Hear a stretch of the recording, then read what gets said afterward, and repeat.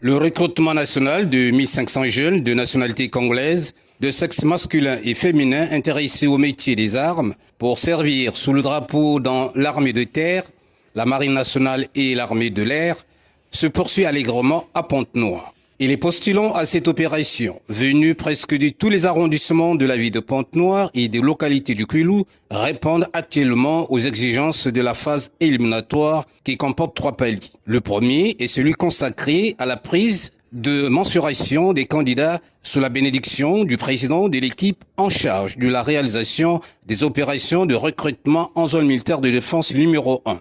Déjà, les conditions d'éligibilité obligent à chaque candidat de mesurer au minimum 1,65 m pour les hommes et 1,60 m pour les femmes. Pour tous les postulants qui n'obéissent pas à ce critère sont d'office éliminés.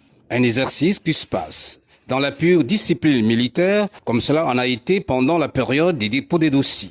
Toujours dans le premier panier, les candidats sont soumis aux tests psychotechniques axé sur une série de questions à choix multiples basées sur le français et les mathématiques de niveau 3e.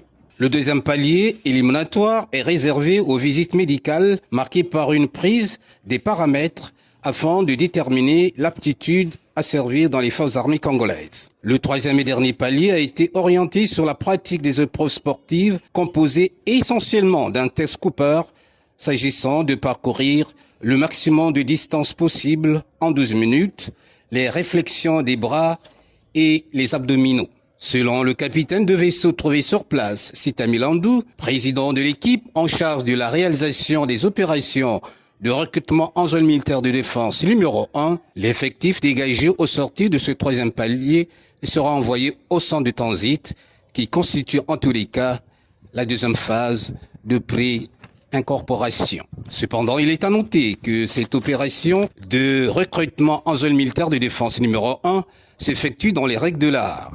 Au grand bonheur du commandant de cette circonscription opérationnelle, descendu sur le terrain, constater le bon déroulement du processus.